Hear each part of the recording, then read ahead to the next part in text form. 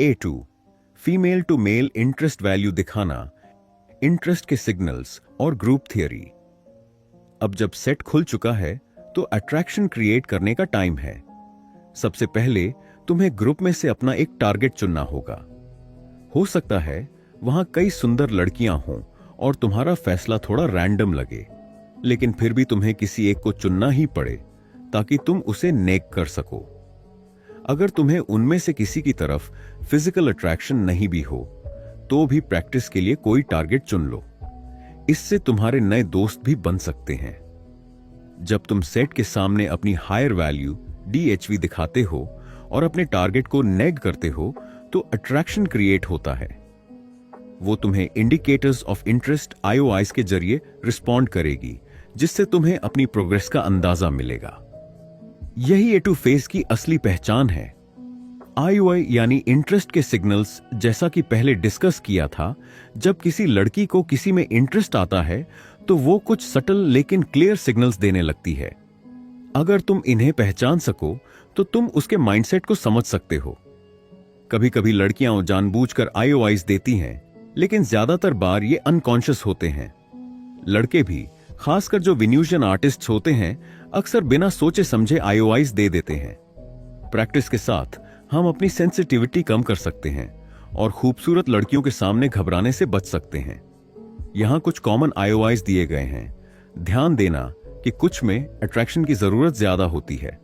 जब तुम चुप हो जाते हो तो वो खुद से बात दोबारा शुरू करती है। वो हंसती है, वो तुम्हें छूती है, वो तुम्हारे साथ कंफर्ट और कनेक्शन बनाने की कोशिश करती है। हर थोड़ी देर में तुम्हारी तरफ देखकर मुस्कुराती है। वो अपने बाल पीछे फेंकती है, ये देखने के लिए कि तुम नोटिस करोगे या नहीं। अगर दूर से आई कांटेक्ट होता है तो वो 1 सेकंड के लिए उसे होल्ड करती है। वो तुम्हारे पास आकर खड़ी होती है। वो तुम्हारी कॉन्वर्सेशन में घुसने की कोशिश करती है या तुम्हारी बात पर हंसती है। जब वो पास से गुजरती है तो अपना शरीर तुम्हारी तरफ मोड़ती है या हल्का सा टच करती है। वो अपनी दोस्त से कुछ कहती है और दोनों हंसने लगती हैं। वो तुमसे टाइम या लाइटर मांगती है, मतलब बात करने का बहाना बनाती है। जब तुम उसके ग्रुप से बात कर रहे होते हो तो वो सबसे ज्यादा बात करती है ताकि तुम्हारा ध्यान उस पर जाए। वो तुम्हारा नाम पूछती है, वो तुम्हारी उम्र पूछती है, ऐसे में उसे गेस करने दो। वो तुम्हारी तारीफ करती है। वो मस्ती में तुम्हें चैलेंज करने की कोशिश करती है। वो मना करती है लेकिन हंसती भी है। वो तुम्हें हल्के से मारती है लेकिन हंसते हुए। वो तुम्हें कोई निकनेम दे देती है। वो बात करते वक्त अपने बालों से खेलती है। जब वो तुम्हारे पास बैठी होती है तो उसका पैर तुम्हारे पैर को टच करता है। वो बार बार किसी न किसी बहाने तुम्हें छूती है। वो तुम्हारी गर्लफ्रेंड के बारे में पूछती है, बिना ये जाने कि तुम्हारी कोई गर्लफ्रेंड है भी या नहीं। वो पूछती है कि तुम्हारी कोई गर्लफ्रेंड है। जब वो बाथरूम जाती है तो वापस आकर तुम्हारे पास ही बैठती है। जब वो तुमसे बात करती है तो आई कांटेक्ट को लंबे समय तक होल्ड करती है। वो अपने बॉयफ्रेंड का जिक्र करने से बचती है। अगर तुम्हें कुछ पसंद है तो वो कहती है कि उसे भी वही पसंद है या उसे तुम्हारी मदद चाहिए।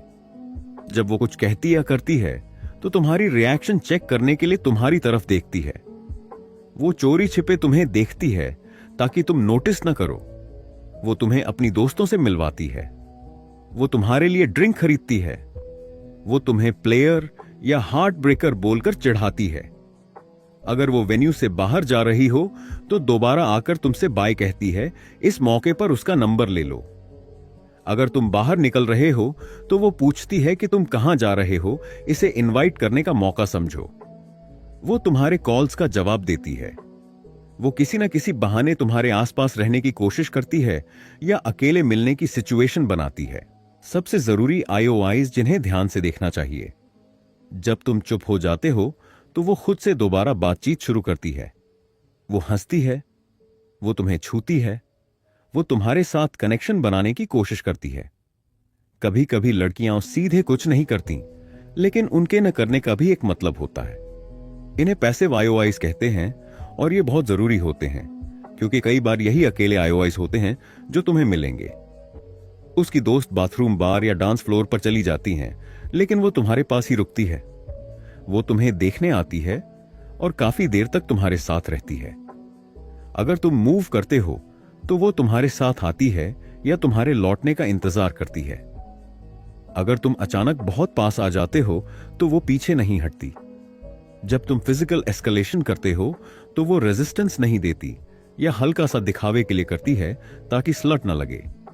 फेक आईओआईज, सावधान रहो। कई बार लड़कियां फेक आईओआईज देती हैं या झूठ बोलती हैं।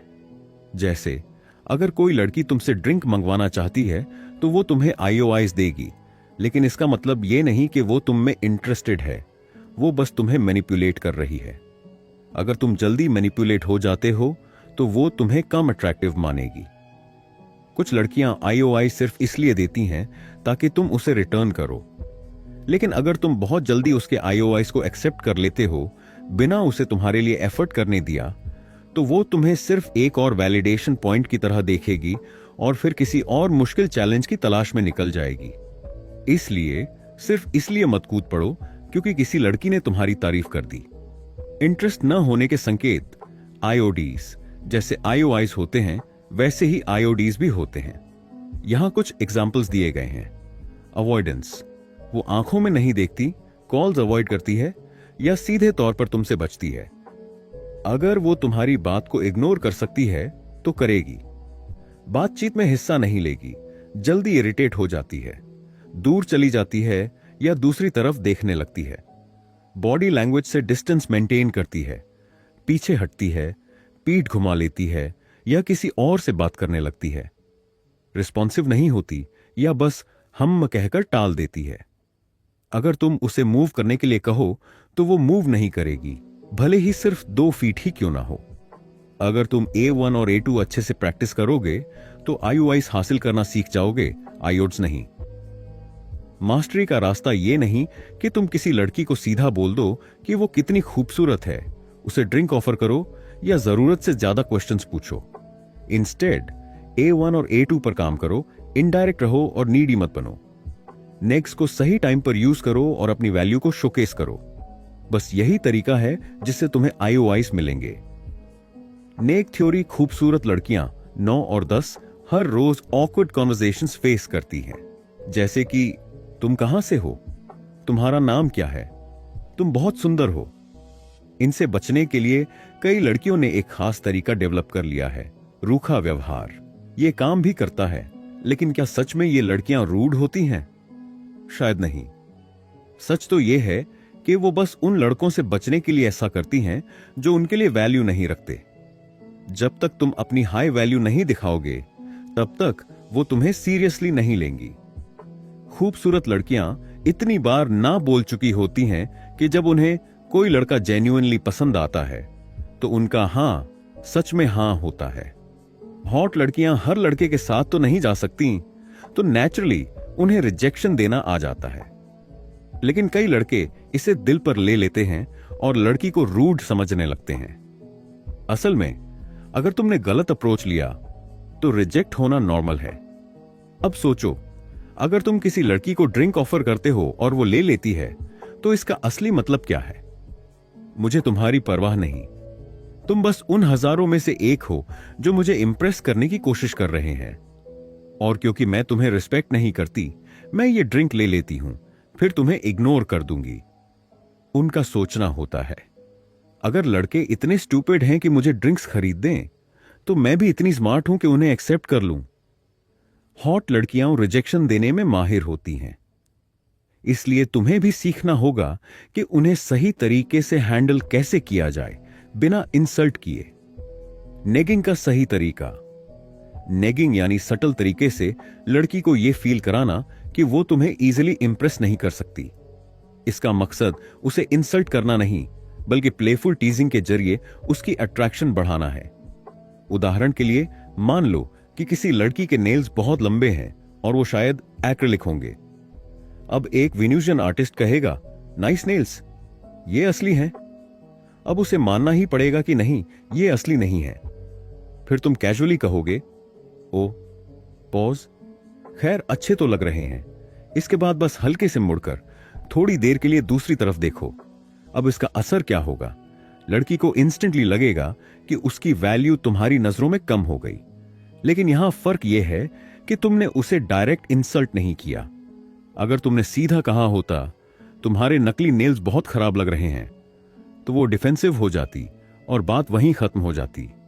इंस्टेड तुमने एक छोटा सा नेग यूज किया और अब लड़की के दिमाग में यह सवाल आएगा, अरे ये लड़का मुझे लेकर इतना इंडिफरेंट क्यों है? हर कोई तो मुझे पसंद करता है। अब वो नेचुरली तुम्हारी अटेंशन हासिल करने की कोशिश करेगी। नेगिंग के और एग्जाम्पल्स, अरे तुम्हारी नाक तो हिलती है जब तुम बोलती हो, देखो फिर हुआ। हाँ, बस एक किस, ज्यादा मत लालची बनो। तुम्हारा हेयर स्टाइल अच्छा है, ये असली बाल हैं। अरे तुम्हारी हथेलियां तो पसीने से भीगी हुई हैं। तुम स्ट्रांग हो, लेकिन इतना कॉन्फिडेंस पहले रिलेशनशिप में भी दिखाया था क्या? तुम हमेशा इतना इंटरप्ट करती हो।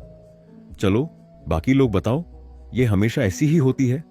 Playfully rolling eyes, oh wow, तुम मॉडल हो, हाथों की मॉडल। इन सब का मकसद इंसल्ट करना नहीं, बल्कि लड़की को सटली चैलेंज करना है, ताकि उसे लगे कि वो तुम्हारी वैलिडेशन हासिल करने के लिए थोड़ी एफर्ट लगाए। नेगिंग को लेकर इंपॉर्टेंट बातें एन एज इंसल्ट नहीं होता। ये बस लड़की को सटली चैलेंज करता है, जिससे वो तुम्हारी तरफ और ज्यादा अट्रैक्ट होती है। जितनी अट्रैक्टिव लड़की होगी, उतना स्ट्रांग नेक देना होगा। अगर वो 10 में 10 है, तो शुरुआत में 3 क्विक नेक्स लगाओ। नेगिंग ओवरडो मत करो। अगर लड़की को लगे कि तुम उसे अननेसेसरीली नीचे गिरा रहे हो, तो वो डिफेंसिव हो सकती है। रिस्पेक्ट डेवलप करना जरूरी है। एक बार जब लड़की तुम्हारी तरफ इंटरेस्ट दिखाने लगे, तो नेक्स्ट बंद करके एक जेन्युइन कनेक्शन बनाओ। अगर गलती से तुमने उसे पूरी तरह ऑफेंड कर दिया और वो कंप्लेन करने लगे, तो कामली बोलो, ओ मैं सच में माफी चाहता हूं, मेरा मकसद तुम्हारी बाउंड्रीज क्रॉस करना नहीं था, बस उन्हें समझना चाहता था। अब मुझे पता चल गया, तो अब मैं दोबारा ऐसा नहीं करूंगा। इससे सिचुएशन कंट्रोल में आ जाएगी और तुम फिर से गेम में आ सकते हो। फाइनल स्ट्रैटेजी, किसी हॉट लड़की को नेग से ओपन करो। पहले 2-3 मिनट में 3 नेग्स ऐड करो। प्रोटेक्शन शील्ड हटने के बाद म्यूचुअल रिस्पेक्ट डेवलप करो। उसके बाद जेन्युइन कनेक्शन बिल्ड करो। क्लोजिंग थॉट नेगिंग एक पावरफुल टेक्निक है, लेकिन इसे सही तरीके से यूज करना जरूरी है। अगर तुम इसे प्लेफुल और कॉन्फिडेंट अंदाज में करोगे, तो लड़की तुम्हें दूसरों से अलग समझेगी। लेकिन अगर तुम इसे अननेसेसरीली रूड बना दोगे, तो बात वहीं खत्म हो जाएगी। इसीलिए स्मार्ट बनो, फन बनो और गेम को एंजॉय करो। NEG के अलग अलग टाइप्स। शॉटगन नेग का मतलब है किसी लड़की को ऐसे कमेंट करना जो सुनने में मजाकिया लगे, लेकिन असल में उसकी अट्रैक्शन पावर को कम कर दे। जैसे, वाओ तुम्हारी बातें खत्म ही नहीं होती, या इसका ऑफ बटन कहां है। ये लाइंस लड़की के सामने इस अंदाज में कही जाती हैं कि ऐसा लगे कि तुम उसे रोमांटिक वे में इंटरेस्ट नहीं दिखा रहे। इससे न सिर्फ लड़की, बल्कि उसके दोस्तों को भी यह महसूस होता है कि तुम उसे इंप्रेस करने नहीं आए हो। जब वो ये सोचने लगती है कि तुम बाकी लड़कों की तरह उसे अटेंशन नहीं दे रहे, तभी उसकी क्यूरियोसिटी बढ़ती है। आखिर ये बंदा ऐसा क्यों बिहेव कर रहा है? शॉटगन नेक्स का फायदा यह है कि ये तुम्हें जरूरत से ज्यादा इंटरेस्टेड और नीडी नहीं दिखाते। इससे तुम्हारी वैल्यू बढ़ती है और ग्रुप भी तुम पर ट्रस्ट करने लगता है। टीज नेक टीजिंग मतलब हल्का फुल्का मजाक, जो प्लेफुल और फन होता है। जैसे, पुल my finger, O my God तुम सच में फिंगर खींचने वाली ट्रिक में फंस गई। हा हा हा हा हा। या तुम्हें अच्छे से तैयार करके बाहर लाया जा सकता है, लेकिन तुम्हें कहीं ले जाया नहीं जा सकता। जब तुम इस तरह की टीजिंग करते हो, तो तुम्हारी कॉन्फिडेंस और कंट्रोल नजर आता है। लड़की को यह फील होता है कि तुम उसकी ब्यूटी से हिप्नोटाइज नहीं हो, बल्कि फन लविंग और कूल हो। स्नाइपर नेग थोड़ा सटल होता है और इसे सिर्फ टारगेट को ही सुनाया जाता है। जैसे, तुम्हारी नाक पर कुछ लगा है, तुरंत साफ कर लो, या वाओ तुम्हारी हथेलियां तो काफी स्वेटी लग रही हैं। यह सुनते ही लड़की खुद को लेकर थोड़ा कॉन्शियस हो जाती है। इसका मतलब यह नहीं कि तुम उसे इंसल्ट कर रहे हो, बल्कि तुम उसकी नेचुरल डिफेंसेस को वीकन कर रहे हो, जिससे वो तुम्हारी अप्रूवल चाहने लगे। स्नाइपर नेक्स का सही इस्तेमाल करने के लिए बॉडी लैंग्वेज और डिलीवरी मैटर करती है। तुम इसे बोलने के बाद थोड़ा पीछे हट सकते हो या टॉपिक चेंज कर सकते हो, जिससे लड़की को लगे कि तुम्हें उसकी वैलिडेशन की कोई परवाह नहीं। Throw and go rule. जब भी कोई नेग मारो, उसे हल्के से फेंक कर आगे बढ़ जाओ, जैसे पत्थर पानी में उछालकर दूसरी बात करने लगो। नेग देने के बाद लड़की की रिएक्शन देखने की कोशिश मत करो, क्योंकि अगर वो महसूस कर ले कि तुम उसकी रिस्पॉन्स का इंतजार कर रहे हो तो नेग उतना इफेक्टिव नहीं रहेगा। फॉर एग्जाम्पल, तुमने कहा, ओ वाओ, तुम्हारी इयरिंग्स कूल हैं, क्या ये फेक हैं? और बिना रुके अपने दोस्तों से बात करने लग गए। लड़की सोचेगी कि तुम्हारा फोकस उस पर नहीं है और इससे उसकी क्यूरियोसिटी बढ़ेगी। DHV, demonstration of higher value. DHV वो चीजें होती हैं जो तुम्हारी वैल्यू बढ़ाती हैं, जिससे लड़की नेचुरली अट्रैक्ट होती है। कुछ एग्जाम्पल्स। Pre selection. अगर तुम्हारे साथ पहले से लड़कियां हैं तो नई लड़की ऑटोमेटिकली तुम्हारी तरफ अट्रैक्ट होगी। Leader of man. अगर लोग तुम्हारी बात सुन रहे हैं या तुम्हें फॉलो कर रहे हैं तो यह भी एक DHV है। Being non needy. अगर तुम डेस्परेट नहीं दिख रहे और मजे कर रहे हो तो यह भी तुम्हारी वैल्यू बढ़ाता है। Emotional stimulation. अगर तुम इंटरेस्टिंग स्टोरीज बता रहे हो, मजेदार बातें कर रहे हो, तो लड़की नेचुरली तुम्हारी तरफ खींचने लगेगी। नेगिंग। जब तुम लड़की को हल्के फुल्के नेग्स देते हो तो उसे लगता है कि तुम्हें उसकी वैलिडेशन की जरूरत नहीं और ये उसे तुम्हारी तरफ खींचता है। अगर कोई लड़का बहुत पैसा दिखाने की कोशिश करता है तो ये DLV, demonstration of lower value बन जाता है, क्योंकि जो सच में हाई वैल्यू लोग होते हैं उन्हें दिखावा करने की जरूरत नहीं होती। Group theory. अच्छी लड़कियां अक्सर अकेले नहीं होती, वो हमेशा अपने दोस्तों के साथ होती हैं। ग्रुप में होते ही उनका एक खास ग्रुप माइंडसेट बन जाता है। वे एक दूसरे की राय पर ध्यान देती हैं, एक दूसरे को बचाती हैं और किसी भी रैंडम लड़के से बचने के लिए सिग्नल्स देती हैं। इसलिए अकेली लड़की के पीछे भागने की बजाय पूरे ग्रुप को एंगेज करना जरूरी होता है। अगर ग्रुप को तुम पसंद आ गए तो लड़की भी नेचुरली तुम्हारी तरफ अट्रैक्ट होने लगेगी। इंटरेस्टिंग टॉपिक्स जो कॉन्वर्सेशन को मजेदार बना सकते हैं। अगर तुम किसी ग्रुप में हो और सबका अटेंशन लेना चाहते हो तो बोरिंग सवालों से बचो और इंटरेस्टिंग टॉपिक्स पर बात करो। जैसे, तुम कभी भालू के सामने आ गए थे जंगल में। कोई ऐसा एक्सपीरियंस जब तुम मुश्किल में फंस गए थे और निकलने का तरीका ढूंढा था। कभी स्टेज पर परफॉर्म किया, कैसा लगा? कोई ऐसा दिन जब तुम्हें लगा कि तुम मरने वाले हो। तुमने कभी कोई प्रैंक किया है जो बुरी तरह फेल हो गया? ये सब बातें लड़की को नेचुरली तुम्हारी तरफ आकर्षित करेंगी, क्योंकि वो देखेगी कि तुम्हारे पास कहने को कुछ इंटरेस्टिंग बातें हैं। Multiple conversational threads. जब दो लोग बातचीत कर रहे होते हैं, खासकर जब वे एक दूसरे को जानते हैं, तो अलग अलग टॉपिक्स पर बात हो सकती है। कभी मौसम पर, कभी फैमिली पर, कभी रात में क्या किया इस पर, और कभी किसी फिलॉसफिकल या करंट इवेंट्स पर। बातचीत के दौरान कई बार कुछ टॉपिक्स दोबारा भी आ सकते हैं, लेकिन जब लोग एक दूसरे को ज्यादा नहीं जानते तो अक्सर वे एक ही टॉपिक पर अटक जाते हैं, क्योंकि उन्हें वो टॉपिक सेफ लगता है और वे वहीं टिके रहना चाहते हैं। जैसे, मान लो एक लड़का अपने डॉग को पार्क में टहला रहा है और एक लड़की भी अपने डॉग के साथ वहां है। बातचीत कुछ ऐसी होती है। लड़का, ओह हेलो, क्या ये एक कॉकर स्पैनियल है? लड़की, नहीं, असल में ये एक मिक्स ब्रीड है। मैंने इसे कुछ साल पहले पाउंड से लिया था। आपका डॉग कौन सी ब्रीड का है? लड़का, ये एक ब्लैक लैब्राडोर है। लगता है दोनों अच्छे से घुल मिल गए हैं, है ना? लड़की, हाँ हाँ, डॉग्स बहुत फनी होते हैं। लड़का, तो क्या ये आपके पास काफी टाइम से है? लड़की, हाँ, करीब 3 साल से। लड़का, अच्छा, तो आप इसे कौन सा डॉग फूड खिलाती हैं? यहां देख सकते हो कि लड़का अब स्ट्रगल कर रहा है। वो बस किसी भी तरह इस डॉग वाले टॉपिक पर ही टिके रहने की कोशिश कर रहा है, क्योंकि उसके पास कोई और टॉपिक नहीं है।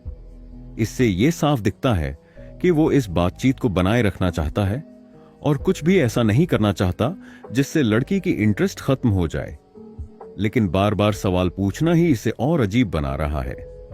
जो लोग पहले से अच्छे दोस्त होते हैं वे बातचीत में कई टॉपिक्स पर जाते हैं, लेकिन जो लोग अनजान होते हैं वे अक्सर एक ही टॉपिक पर टिके रहते हैं और फिर बात धीरे धीरे खत्म हो जाती है। एग्जाम्पल, लड़का, तुम्हारे पास टाइम है? लड़की, हाँ, 6:30 है। लड़का, थैंक्स, तो तुम कहाँ की रहने वाली हो? अगर कोई नया टॉपिक लाने के बजाय सिर्फ उसी बंद हो चुके टॉपिक को आगे बढ़ाया जाए तो सामने वाला जल्दी ही इंटरेस्ट खो सकता है। लेकिन अगर आप बातचीत में अलग अलग टॉपिक्स लेकर आते हो तो यह ऐसा लगेगा जैसे आप दोनों पहले से अच्छे दोस्त हों।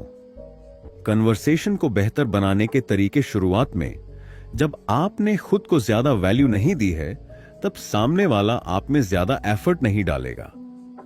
इस स्टेज पर आपको ही 90% बातचीत को बनाए रखना होगा। जैसे जैसे इंटरेस्ट बढ़ता है, आप धीरे धीरे सामने वाले को भी बातचीत में शामिल कर सकते हो, लेकिन तब भी आपको लीड लेना होगा और बातचीत को एंगेजिंग बनाना होगा। इसलिए हमेशा अपने पास कुछ न कुछ बात करने के लिए होना चाहिए।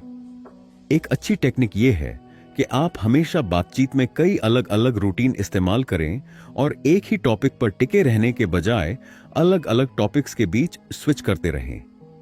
जब आप बातचीत में 3 से 5 अलग अलग टॉपिक्स को बैलेंस कर लेते हैं तो लॉजिस्टिक प्रॉब्लम्स अपने आप गायब हो जाती हैं। यानी अगर कभी बातचीत में अचानक ऑकवर्ड साइलेंस आ जाता है तो भी आपके पास हमेशा कोई न कोई नया टॉपिक रहेगा जिससे आप बात को फिर से एनर्जेटिक बना सकते हो। कन्वर्सेशनल थ्रेड्स को कट करना, कभी कभी कोई टॉपिक बहुत बोरिंग हो सकता है या फिर कोई ऐसा इमोशनल टॉपिक छिड़ सकता है जिससे सामने वाले को उदासी महसूस हो। अगर आपको लगे कि कोई टॉपिक सही नहीं जा रहा तो उसे कट कर दो और कोई नया टॉपिक शुरू करो। एग्जाम्पल, लड़की, तो हर बार जब मैं वो सॉन्ग सुनती हूं मुझे वो याद आ जाता है। लड़का, रुको, पहले मुझे तुम्हारे हाथ देखने दो। यहां लड़के ने अचानक से टॉपिक चेंज कर दिया और हाथ देखने का बहाना बनाकर एक नया टॉपिक सेट कर दिया। इसका मतलब यह नहीं कि आपको किसी की बातों को बीच में ही काट देना चाहिए और उसे डिसरिस्पेक्ट करना चाहिए, बल्कि आपको समझना होगा कि कब कोई टॉपिक सही नहीं जा रहा और कब उसे बदलने की जरूरत है। एग्जाम्पल, मान लो आप किसी लड़की से बात कर रहे हो और तभी उसकी कोई फ्रेंड आ जाती है। अगर आप उसी पुराने टॉपिक को जारी रखते हो तो नई लड़की बोर हो जाएगी क्योंकि उसे कुछ समझ नहीं आएगा, और अगर आप स्टोरी फिर से शुरू करते हो तो पहली लड़की बोर हो जाएगी क्योंकि वो इसे पहले ही सुन चुकी है। इसलिए स्मार्ट तरीका यह होगा कि टॉपिक को वहीं छोड़कर कोई नया टॉपिक शुरू करो। लड़का, तो मैं आधे रास्ते तक पहुंच चुका था और तभी लड़की की दोस्त आ जाती है और दोनों एक दूसरे से बात करने लगती हैं। लड़का, ओह, मुझे तुम्हारी फ्रेंड से मिलवाना तो चाहिए, यही तो सही तरीका है। इंट्रोडक्शन होने के बाद लड़का एक नया टॉपिक लाता है। लड़का नई लड़की से, तुम स्पेल्स में बिलीव करती हो? ओके, सुनो ये कहानी। अब बातचीत एक नए और एंगेजिंग टॉपिक पर आ चुकी है। विंगमैन की स्ट्रेटेजी, जब आप किसी दोस्त के साथ होते हो और एक ग्रुप में बातचीत शुरू करते हो तो कुछ बेसिक रूल्स होते हैं। जिसने बातचीत शुरू की वही लीड करेगा। विंगमैन का पहला मकसद हेल्प करना होता है, न कि अपने लिए कोई लड़की पटाना। विंगमैन कभी अपने दोस्त की टारगेट को स्नैच नहीं करेगा। अगर लीड करने वाले को कोई प्रोग्रेस नहीं मिल रही तभी विंगमैन सेट टेक ओवर कर सकता है। विंगमैन को बाकी लोगों को बिजी रखना चाहिए ताकि लीड प्लेयर अपनी टारगेट से अच्छे से बात कर सके। विंगमैन हमेशा अपने दोस्त को सपोर्ट करेगा और उसके खिलाफ नहीं जाएगा। इंट्रोडक्शन के स्मार्ट तरीके, जब विंगमैन अपने दोस्त को किसी ग्रुप में इंट्रोड्यूस करता है तो उसे सिर्फ नाम नहीं बताना चाहिए बल्कि उसे एक अच्छी पहचान देनी चाहिए। एग्जाम्पल, ये मिस्ट्री हैं, इन्होंने नियाग्रा फॉल्स के ऊपर लेविटेट किया था। ये ग्लेन हैं, वही जिनके बारे में न्यूज में आया था कि इन्होंने पूरे कैलिफोर्निया की बिजली बंद कर दी थी। ये वही हैं जिन्होंने मिस नवंबर को डेट किया था। अगर आप खुद अपनी तारीफ करोगे तो लोग इसे ट्राई हार्ड समझेंगे, लेकिन जब कोई और आपकी तारीफ करता है तो लोग उसे सच मानते हैं। कंक्लूजन, अगर आपको कन्वर्सेशन को इंटरेस्टिंग और एंगेजिंग बनाना है तो हमेशा नए टॉपिक्स लेकर आओ। बातचीत को मल्टीपल थ्रेड्स में रखो ताकि कोई भी एक ही टॉपिक पर बोर ना हो। जब भी जरूरत हो पुराने थ्रेड्स को कट करके नए टॉपिक्स लाओ। और अगर विंग मैन हो तो अपने दोस्त को सपोर्ट करने के लिए स्मार्ट तरीके से ग्रुप में एंट्री करो। यही तरीका है जिससे बातचीत नेचुरल और एंगेजिंग बनती है। स्टोरी टेलिंग, कहानी सुनाने की कला। जब भी आप कोई स्टोरी सुनाए तो यह जरूरी नहीं कि वो बहुत इंप्रेसिव हो, बल्कि अगर वो ज्यादा ओवर द टॉप होगी तो सामने वाला समझ सकता है कि आप उसे इंप्रेस करने की कोशिश कर रहे हैं। बस कहानी फन होनी चाहिए, इंटरेस्टिंग होनी चाहिए और सबसे जरूरी उसका बाकी ग्रुप पर असर होना चाहिए।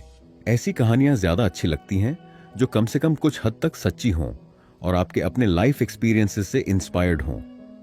इससे आप अपनी पर्सनालिटी के वो ट्रेट्स दिखा सकते हैं जो अट्रैक्शन ट्रिगर करते हैं, बिना ये जाहिर किए कि आप जानबूझकर ऐसा कर रहे हैं। द गांधी बिट, गांधी जी वाला किस्सा। आपको पता है गांधी जी एक लॉयर थे? मुझे नहीं पता था। आपको पता है उन्होंने इंग्लैंड में टाइम बिताया था?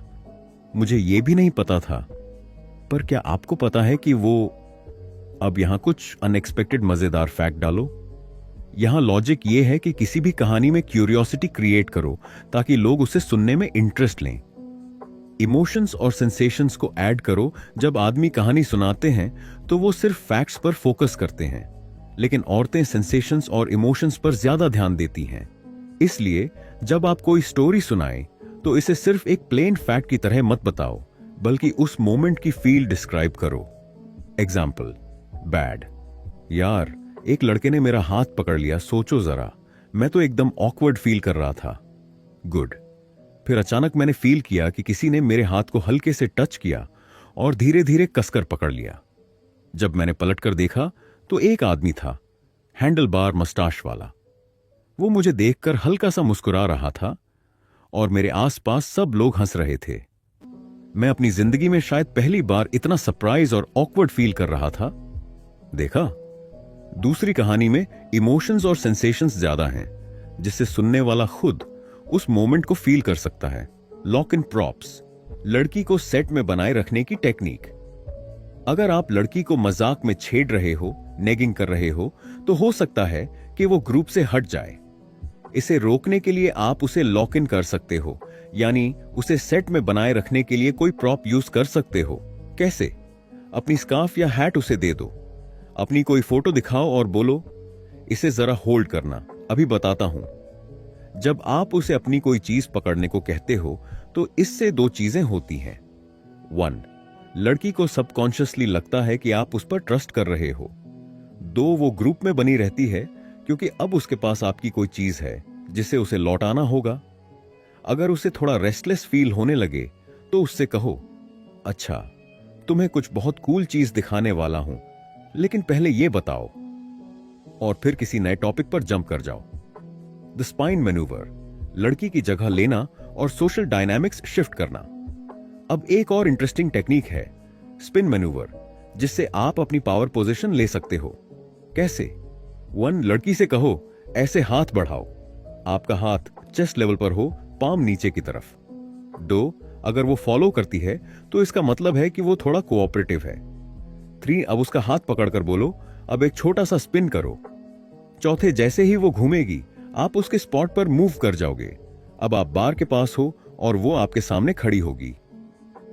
इस मूव से अब आप पावर पोजीशन में हो और लड़की नेचुरली आपके साथ इंटरैक्ट कर रही होगी। बाहर से देखने वाले सोचेंगे कि लड़कियां आपके आसपास हैं, न कि आप उनके पीछे पड़े हों। लड़की को फील होगा कि वो नेचुरली आपकी ओर अट्रैक्ट हो रही है। रोल प्लेइंग, मजेदार सिनेरियोज बनाओ और लड़की को उसमें शामिल करो। प्लेफुल रोल प्लेइंग बहुत इफेक्टिव होता है। आप किसी रैंडम अब्सर्ड सिचुएशन की इमेजिन करो और लड़की को उसमें फिट करो। एग्जाम्पल, तुम्हें पता है हम दोनों को क्या करना चाहिए? हम ग्रीस चलेंगे, वहां बीच पर हॉट डॉग बेचेंगे। तुम स्टॉल चलाओगी और मैं तुम्हें सुपरवाइज करूंगा। यह मजाकिया रोल प्ले लड़की के साथ एक शेयर्ड एक्सपीरियंस क्रिएट करता है जो अट्रैक्शन बढ़ाता है। दूसरी एग्जाम्पल, तुम्हें पता है मैं तुम्हारे साथ क्या करना चाहता हूं? हम दोनों बीच पर जाएंगे, मैं प्रीस्ट का कॉस्ट्यूम पहनूंगा और तुम नन की ड्रेस में आओगी, और फिर सबके सामने हाथ पकड़कर रोमांस करेंगे। इस तरह के प्लेफुल आइडियाज लड़की को नेचुरली इंगेज रखते हैं और इंटरैक्शन को बोरिंग नहीं होने देते। फाइनल थॉट अट्रैक्शन सिर्फ रैंडम बातें करने से नहीं बनती, बल्कि कॉन्वर्सेशन को सही तरीके से हैंडल करने से बनती है। स्टोरीज में क्यूरियोसिटी और इमोशंस ऐड करो। लॉक इन प्रॉप्स यूज करके लड़की को सेट में बनाए रखो। स्पिन मैन्यूवर से खुद को पावर पोजीशन में लाओ। रोल प्लेइंग से मजेदार और इंगेजिंग इंटरैक्शन करो। बस अब तुम रेडी हो कॉन्वर्सेशन को नेक्स्ट लेवल पर ले जाने के लिए। फॉल्स डिस्क्वालिफायर्स, झूठे बहाने बनाना लेकिन चालाकी से। फॉल्स डिस्क्वालिफायर्स एक ऐसी टेक्निक है जिससे आप सामने वाले को रिलैक्स फील कराते हो, लेकिन साथ ही अपनी वैल्यू भी शो करते हो। यह कुछ हद तक नेक्स्ट की तरह ही काम करता है। कॉन्फिडेंस दिखाता है, फन रहता है, और यह बताता है कि आपको किसी की अप्रूवल की जरूरत नहीं है। यह एक तरह का एटीट्यूड दिखाता है कि मैं ही सिचुएशन कंट्रोल कर रहा हूं, मैं ही प्राइज हूं, और मैं ही यह देख रहा हूं कि तुम मेरी अटेंशन के काबिल हो या नहीं। एग्जाम्पल, हम दोनों के बीच कुछ नहीं हो सकता। मुझे पहले से ही पता है तुम और मैं कभी नहीं बन पाएंगे। तुम्हारी छुट्टी हो गई। तुम मेरे लिए बहुत ही अच्छी लड़की हो, यह काम नहीं करेगा। तुम नर्स हो। ओ माय गॉड, मैं तुमसे बात भी नहीं कर सकता। मैं बॉयफ्रेंड मटेरियल नहीं हूं। अरे वो लड़का देखो, वो तुम्हारे लिए परफेक्ट रहेगा।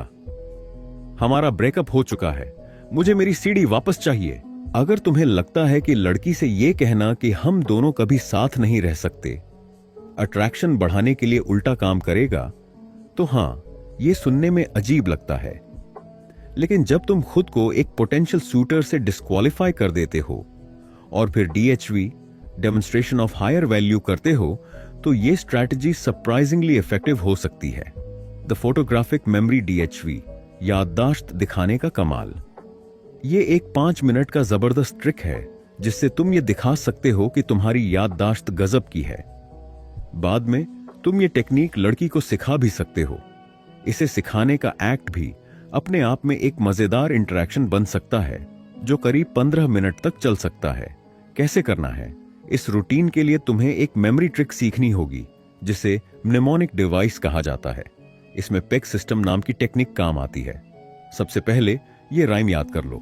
1 bun, 2 shoe, 3 tree, 4 door, 5 hive, 6 sticks, 7 heaven, 8 gate, 9 line, 10 hen। जब ये याद हो जाए तो तुम रूटीन करने के लिए तैयार हो। द इफेक्ट कैसे दिखाना है? ओएन, एक नोटपैड और पेन निकालो। 2, 1 से 10 तक नंबर लिखो। 3, अब कहो, चलो मैं तुम्हारा दिमाग 4 सेकंड के लिए इस्तेमाल करने वाला हूं, बस 10 रैंडम वर्ड्स बोलो, कोई भी। 4, उनके बोले हुए वर्ड्स लिस्ट में लिख लो। मान लो लड़की ने ये वर्ड्स दिए।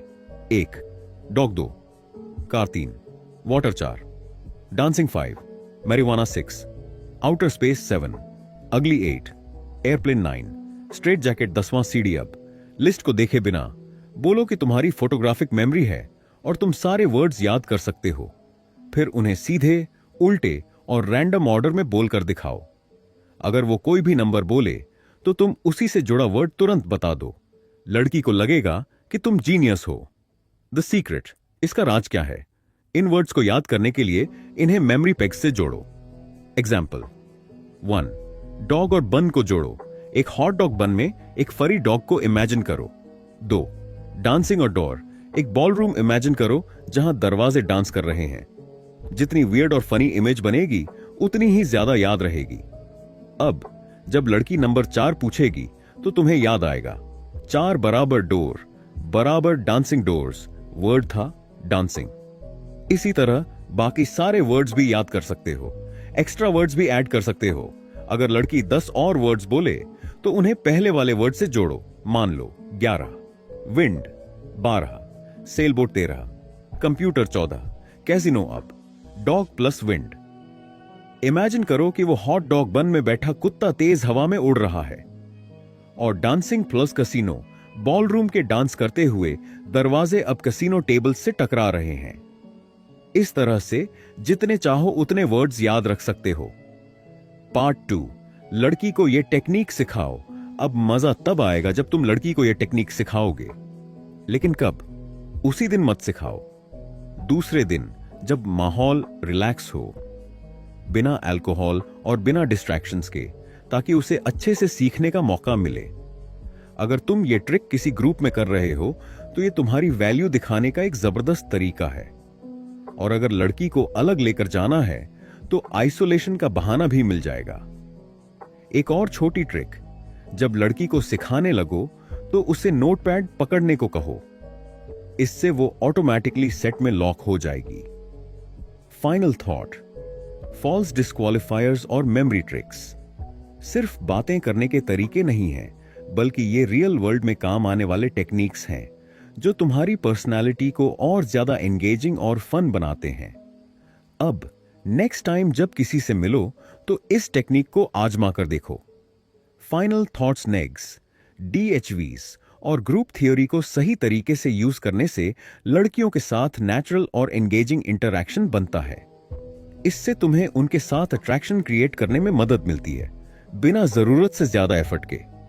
फोकस हमेशा मजे पर रखना चाहिए, न कि लड़की को इंप्रेस करने पर। जब लड़की को लगेगा कि तुम्हें उसकी वैलिडेशन की जरूरत नहीं है, तभी वो तुम्हारी तरफ नेचुरली खिंचेगी। Group dynamics, lead the men and the women follow. ज्यादा लोगों के साथ रहने में एक तरह की सेफ्टी होती है, और खासकर जो खूबसूरत लड़कियां होती हैं वो अक्सर अकेली बाहर नहीं जाती। अगर मैं सिर्फ उन लड़कियों से बात करने की कोशिश करूं जो अकेली हैं, तो मेरी ऑप्शंस बहुत कम हो जाएंगी। सिंगल सेट, क्या टारगेट अकेली है? अकेली लड़की से बात करना ग्रुप अप्रोच के मुकाबले आसान लग सकता है, लेकिन इसमें एक चैलेंज है। जब उसके साथ कोई ग्रुप नहीं होता तो आपको अपनी वैल्यू सीधे उसी को दिखानी पड़ती है। अगर यह स्किलफुली नहीं किया गया तो वो इसे शो ऑफ या ब्रैगिंग समझ सकती है। इसके अलावा कोई लड़की अकेली हो भी सकती है, लेकिन कुछ देर बाद उसके दोस्त आ सकते हैं और पूरा सेट बदल सकता है। कभी भी कोई सेट अचानक बदल सकता है। एक सिंगल 2 सेट बन सकता है, 2 सेट 3 सेट में बदल सकता है। इसे एक्सटर्नल इंटरप्ट कहते हैं, और आपको अपने अप्रोच को उसके हिसाब से बदलने में तेज रहना होगा।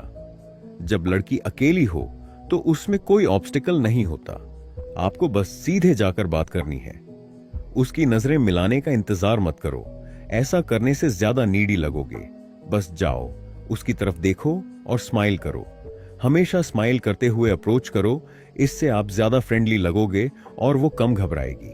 अगर दूर से देख रहे हो और कंफर्म कर चुके हो कि वो अकेली है, तो या तो वहीं खड़े होकर उसे नोटिस करने दो और फिर जाओ, या बिना इंतजार किए सीधे जाओ। लेकिन एक गलती मत करना, अगर नजरें मिला ली और फिर अप्रोच नहीं किया तो बाद में उस आई कांटेक्ट का कोई फायदा नहीं होगा। ऐसा करने से आप सेट को खुद ही खत्म कर दोगे। 3 सेकंड रूल को मत तोड़ो। अगर लड़की को लगा कि आप उससे बात करना चाहते थे लेकिन डर गए, तो सेट को संभालना मुश्किल हो जाएगा। इसलिए जब लड़की आपको नोटिस करे तो बिना देर किए चैट शुरू करो, स्माइल करो और कोई भी अच्छा ओपनर यूज करो। जब अकेली लड़की से बात करो तो ओपनिंग लाइन थोड़ी डायरेक्ट हो सकती है। मैं देखना चाहता था कि तुम सिर्फ दिखने में अच्छी हो या असल में भी इंटरेस्टिंग हो। इसके बाद धीरे धीरे दूसरी, कम डायरेक्ट बातचीत पर शिफ्ट हो जाओ। 2 सेट्स, क्या टारगेट किसी और के साथ है? अगर लड़की किसी और के साथ है तो सीधा उसी पर जंप मत करो। ऐसा करने से उसकी दोस्त या शायद उसका बॉयफ्रेंड चिढ़ सकता है और उसे आपसे दूर ले जा सकता है। सबसे पहले उसकी दोस्त ऑब्स्टिकल को जीतना जरूरी है। पहले उससे बात करो और टारगेट को थोड़ा इग्नोर करो। जब टारगेट खुद से बात करना शुरू करे तो मजाक में उसे टोक सकते हो, तुमने अपनी दोस्त को क्यों इंटरप्ट किया, हम कहां थे? ओ हां। इससे ऑब्स्टिकल को लगेगा कि आप मजाकिया और कूल हो, और टारगेट को हल्का सा सेल्फ कॉन्शियस फील होगा। आप कोई छोटा सा प्रॉप यूज करके खुद को सेट में लॉक इन कर सकते हो, जैसे अपनी ड्रिंक टेबल पर रख देना। इससे टारगेट को लगेगा कि आप बस आए गए नहीं हो, बल्कि वहीं हो। टारगेट को आइसोलेट करने की कोशिश मत करो, क्योंकि अगर वो अपनी दोस्त को अकेला छोड़ देगी तो उसे गिल्ट फील होगा। 5 से 8 मिनट ऑब्स्टिकल के साथ बिताओ और उसे दोस्त बना लो। फिर साफ तौर पर टारगेट पर ध्यान शिफ्ट करो। मैं और टारगेट एक दूसरे को पसंद करते हैं, तुम्हें कोई दिक्कत तो नहीं।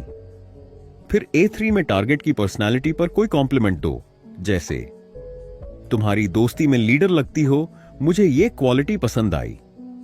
अगर ऑब्स्टिकल कोई लड़का है तो अस्यूम करो कि वो सिर्फ दोस्त है और पहले उसी से बातचीत शुरू करो। जब सही लगे तो कैजुअली पूछो, तुम लोग एक दूसरे को कैसे जानते हो? अगर वो उसका बॉयफ्रेंड निकला तो कोई बात नहीं, आपने दोस्त बना लिया और लड़की से इंट्रोड्यूस भी नहीं हुए तो कोई दिक्कत नहीं। लेकिन अगर वो सिर्फ दोस्त निकला तो अब टारगेट ओपन है। अब टारगेट को हल्के मजाक नैग के साथ टीज करो। जब वो अटेंशन मांगने लगे तो थोड़ा और मजाक करके फिर धीरे धीरे उसकी तरफ ध्यान दो। अक्सर लड़का खुद ही पीछे हट जाता है और आपको लड़की के साथ अकेला छोड़ देता है। 3 सेट्स और बड़े ग्रुप्स। क्या टारगेट 2 या ज्यादा लोगों के साथ है? अगर ग्रुप 3 लोगों का है तो टारगेट को आइसोलेट करना थोड़ा आसान हो जाता है, क्योंकि उसके दोस्त अकेले नहीं रहेंगे। ऑब्स्टिकल को जीतने के लिए पहले टारगेट को हल्का सा टीज करो और फिर DHV demonstration of higher value दिखाओ। ऑब्स्टिकल्स को जीतने के बाद उनसे परमिशन लो, मैं टारगेट से थोड़ी देर बात कर सकता हूं। अगर वो कंफर्टेबल हैं तो खुद ही उसे आपके साथ छोड़ देंगे। अगर आइसोलेशन नहीं हो पाती तो ग्रुप के साथ ही कंफर्ट बिल्ड करो। टारगेट से प्राइवेट टाइम किसी और दिन लिया जा सकता है। कुछ लाइंस जो इस सिचुएशन में काम आ सकती हैं। चलो देखते हैं इस रूम में क्या एडवेंचर है। उसे आम पर लेकर जाओ। गाइस, मैं तुम्हारी फ्रेंड को थोड़ी देर बोर्रो कर रहा हूं, हम वहीं कुश पर हैं। अभी तक मैंने इसे इग्नोर किया है, अब इसकी भरपाई करनी पड़ेगी। हम दोनों एक दूसरे को पसंद करते हैं, ठीक है?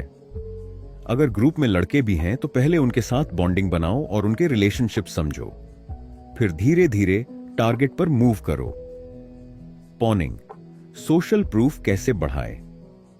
अगर आप किसी हाई क्वालिटी लड़की जैसे परफेक्ट दर्शन से बात करना चाहते हो तो उससे पहले किसी दूसरी स्लाइटली कम अट्रैक्टिव लड़की 7 से 8 को एंगेज करो।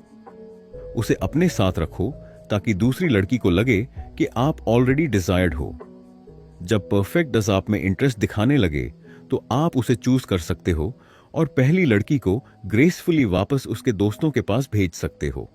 पॉनिंग से आप सोशल प्रूफ बना सकते हो, जेलसी क्रिएट कर सकते हो और सेट्स को इजीली ओपन कर सकते हो। कुछ लड़कियां अनजाने में पॉन बन जाती हैं, जबकि कुछ विलिंगली आपकी गेम का हिस्सा बन सकती हैं। फाइनल थॉट्स, ग्रुप डायनामिक्स को समझकर अप्रोच करने से आपकी सक्सेस ज्यादा बढ़ जाएगी। हर सिचुएशन के लिए सही स्ट्रैटेजी यूज करो, सोशल प्रूफ बनाओ और कन्वर्सेशंस को फन और एंगेजिंग रखो। पाइवट्स, पिवट एक ऐसी लड़की होती है जो आपके साथ होती है ताकि आप सोशल प्रूफ बिल्ड कर सको, नए लोगों से मिल सको, जेलसी क्रिएट कर सको और जो भी ऑब्स्टिकल्स हों उनको डिस्ट्रैक्ट कर सको। इसके बदले में आप उसे एक अच्छा टाइम देते हो और उसकी मदद करते हो नए लड़कों से मिलने में। एक अच्छी तरह ट्रेन्ड पिवट एक अच्छे विंग से भी ज्यादा यूजफुल हो सकती है। जब आप पॉवन्स और पिवट्स का यूज करते हो तो आप एक सोशल पीयर्सन दिखते हो। फॉरवर्ड और बैकवर्ड मर्जिंग जैसे जैसे आपको फील्ड का एक्सपीरियंस बढ़ता है, आपको मर्जिंग सेट्स प्रैक्टिस करनी चाहिए। आपको एक ऐसे सोशल इंसान की तरह एक्ट करना है जो लोगों को एक दूसरे से मिलवाता हो। मर्जिंग के 2 मेन टाइप्स होते हैं, फॉरवर्ड और बैकवर्ड। फॉरवर्ड मर्जिंग, इसका मतलब है कि आप एक नए ग्रुप को ओपन करते हो और अपने एग्जिस्टिंग ग्रुप को उसमें मर्ज कर देते हो। पॉवनिंग भी फॉरवर्ड मर्जिंग का एक एग्जाम्पल है। बैकवर्ड मर्जिंग, इसका मतलब है कि आप किसी पहले वाले ग्रुप को दोबारा ओपन करते हो और अपने करंट ग्रुप को उसमें मर्ज कर देते हो। यह तब काम आता है जब आपका टारगेट किसी 2 सेट में हो और आपको उसे आइसोलेट करना हो, क्योंकि अगर आप सिर्फ उससे बात करने लगोगे तो उसकी फ्रेंड अकेली पड़ जाएगी। इस सिचुएशन में आप दोनों को किसी और ग्रुप में मर्ज कर सकते हो जिससे एक बड़ा ग्रुप बन जाए और आप अपने टारगेट को आसानी से आइसोलेट कर सको।